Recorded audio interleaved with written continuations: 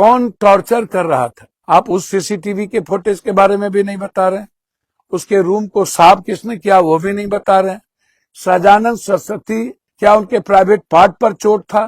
क्या उनके गर्दन पर चोट था? क्या नाखून नहीं था? फिर सहजानंद ने ट्रांसफर क्यों कर दिया? कोई है यहाँ?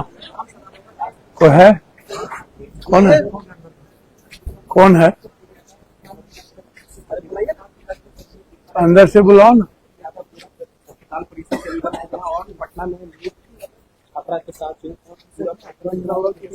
भैया मुन्ना, ए मुन्ना, मुन्ना जी,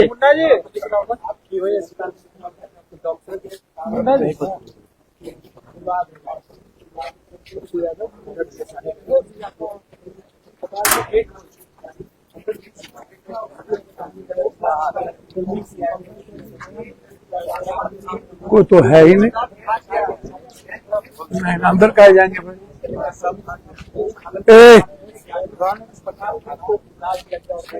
तो है ही नहीं, कोई तो होगा ना, काउंटर पर कोई होगा तो पूछो ना उसको, बोला है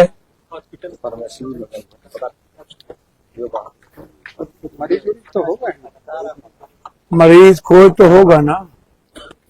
दीपक चलो आ जाओ, आ जाओ। उधर से हम जाएं किधर से?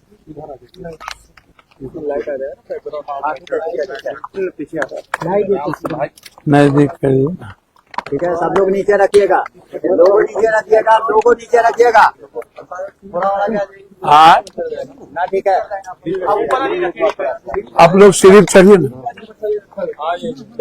बस थोड़ा चलिए आप लोग। नहीं नहीं ठीक है।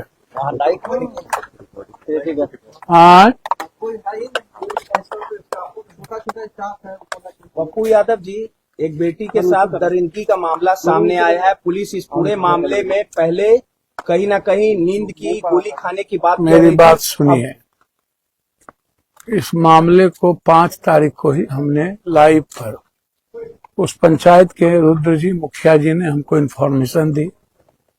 7 बार मेरी बातचीत उस मुखिया जी से हुई जब ये घटना घटित हुआ। हम लगातार लाइव पर थे, हम मुखिया जी के संपर्क में थे, हम बेटी के मामा के संपर्क में थे।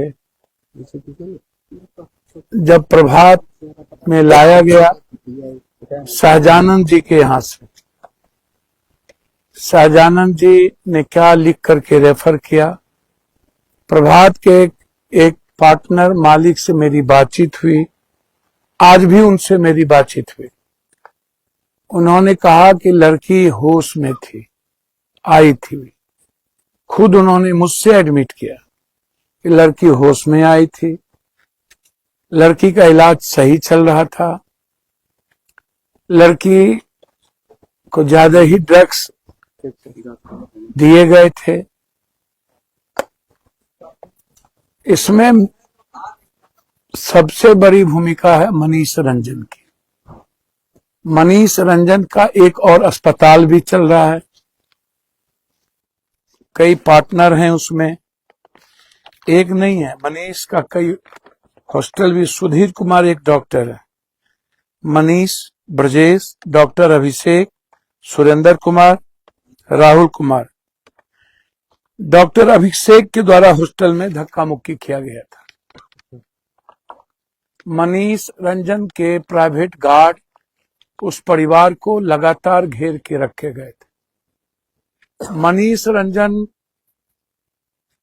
लगातार इस अस्पताल के संपर्क में थे।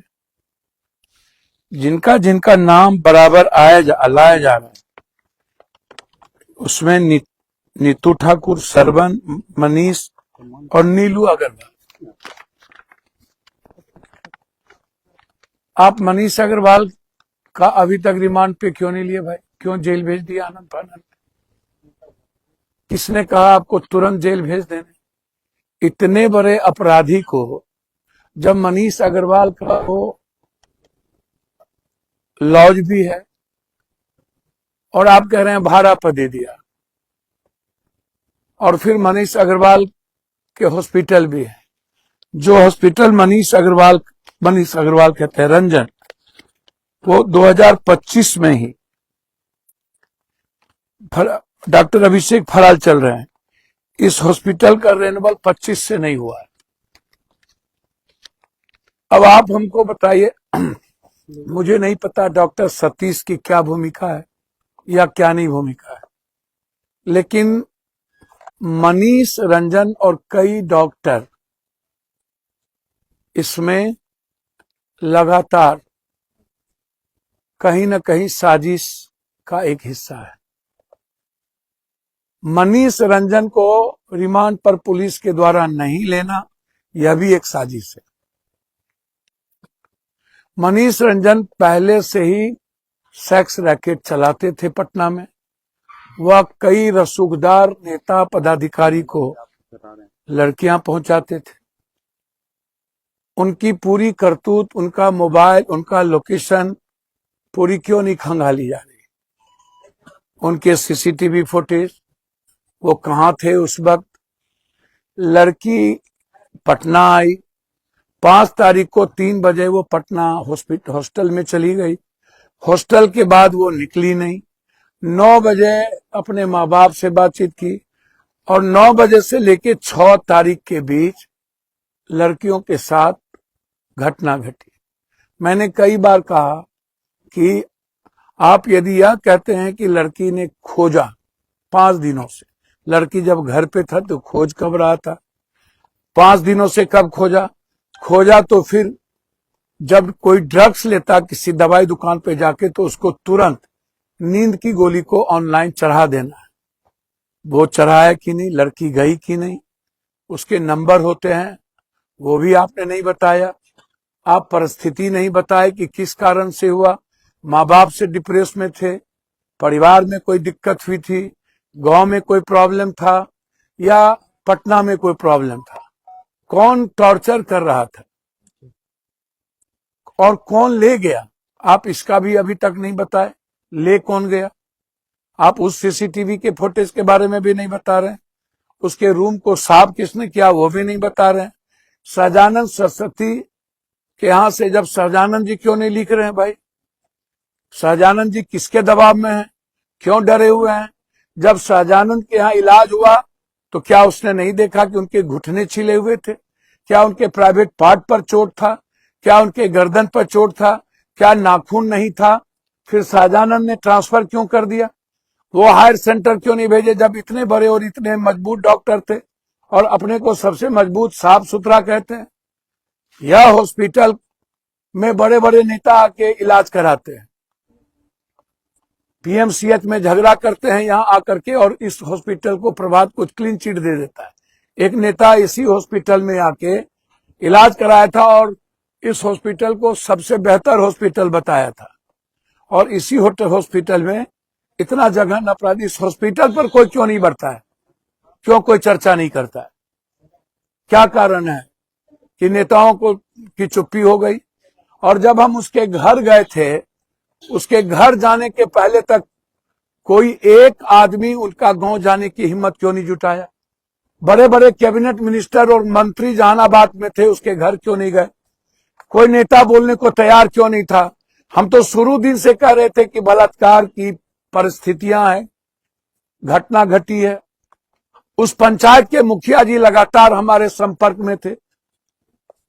इस तरह की आत्महत्या, हम मानवर एएसपी से पूछना चाहेंगे कि क्या टैबलेट किसी को मिल जाएगा, किसी गैर आदमी को, नींद की 90 गोली तो लाके किसने दिया? घटना क्यों से घटी? और प्रभात हॉस्पिटल में जब बेटी की पूरी तरीके से वो सेंसेबल था और हमसे इन्होंने कहा, यहाँ के मालिक ने, वो ठीक थे, इलाज कर रहा था, फिर हायर सेंटर में भेजने की जरूरत उसको क्यों पड़ी? मैदानता फिर क्यों भेज दिया गया? और परिजन को एक बार मिलने के बाद मनीष रंजन के बॉडीगार्ड ने क्यों मिलने नहीं दिया? उसको घेर के रखा। और फिर मैदानता में मिलने क्यों नहीं दिया गया? क्या जो वो कह रहे हैं कि भेंट पर गए, तो भेंट पर आया नहीं, जब वो भेंट पर नहीं आया, इलाज हो रहा था, इलाज बढ़ता गया, तो भेंट पर कब गया? 6 तारीख से 9 के बीच में भेंट पर कब गया? तो क्या इलाज के बाद, सेंस के बाद वो यहां पर आकर के भेंट पर गया? इसका मतलब दोषी कौन है, उसकी पूरी जांच हो। फिर जब भेंट पर गया तो हायर सेंटर कौन था? आप एम्स भेजते, आप हायर सेंटर मेदांता चले गए। मेदांता में किसी को मिलने नहीं दिया गया और 9 तारीख को कह दिया गया कि लड़की मर गई। अब आप हमको बताइए। और पटना पुलिस कहती है कि हम डॉक्टर के आधार पर ही कोई बात बोल रहे हैं। इसका मतलब है डॉक्टर को कुछ भी नहीं दिखा। ठीक है, मैं मान लेता हूं, हो सकता है बलात्कार करने का प्रयास किया गया या बलात्कार नहीं हुआ, अभी मैं कुछ नहीं कह सकता हूं। लेकिन यह तो मानिएगा ना कि लगातार हॉस्टल के कई लोग इसमें इन्वॉल्व हैं, जिनका नाम बोल रहा हूं, और मनीष रंजन इनके सूत्रधार हैं,